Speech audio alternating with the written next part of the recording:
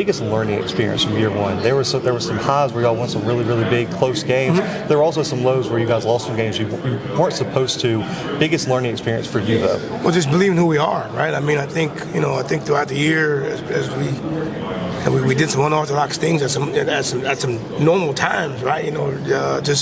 We could have been a football team where we could have just ran the football, right, and probably dominated some of the games that we were in. But then I think we got a little fancy. Ultimately led to some of the changes that I made at the end of the year. But just being who we are as a football team, and that is a team that's going to run the football and a team that's going to be able to stop the run.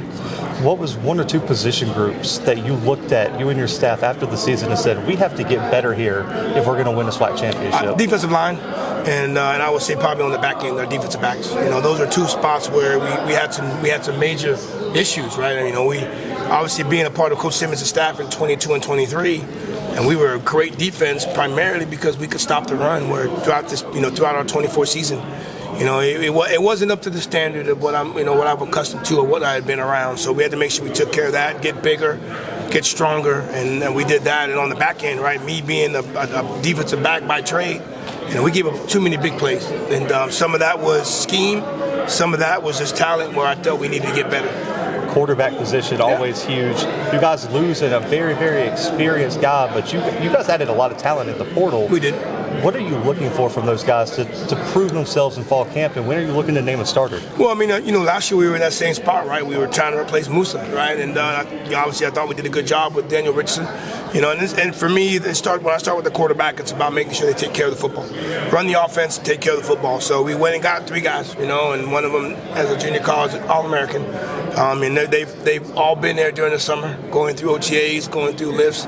Everyone wants him to be a leader. That comes with the position. But just being able to take care of the football, navigate our offense, get us in the right formations, get us in the right sets. We might not be as high flying earlier in the year, but a guy who also can deliver the football, because we got some really, really good skill players that we need to get the football to as well.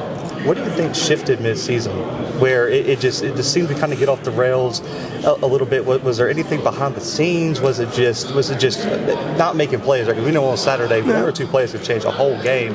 Was it just not winning in the margins? Well, I'll say this. I think we addressed this as well. Was just getting depth, right? We need to take care of our depth as well. We lose Daniel Richardson against Prairie View, second and third play of the game.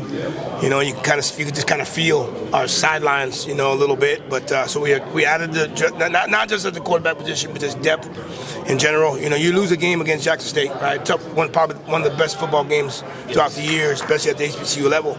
And now you're worried about week to week on how you get yourself back in the race, right? Well, Jackson State's got to lose 2 games. Well. And we played them. They ain't losing 2.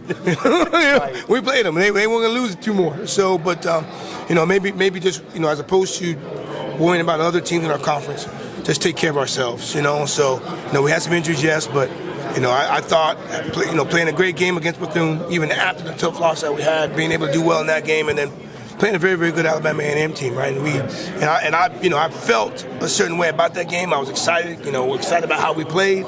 So we finished on a good note. Right. But 7-5 and 5-3, that's not the standard at Florida A&M, and I thought we did a very, very good job of addressing that starting January 1st of 2025. When you look at the roster right now, which position group on offense and one on defense do you feel most confident in going into the season? Running back position, and then I would say D-line, on the defensive side. But our offensive line, 2 of the guys that are preseason all conference, guys that have been starting for us for 2 or 3 years. We this conference. The skill players are kind of similar. He's going to have a fast slot, he's going to have a big wide receiver. But the team who's going to win this conference is the team with the best offensive line and the team with the best defensive line. That's who's going to win this conference.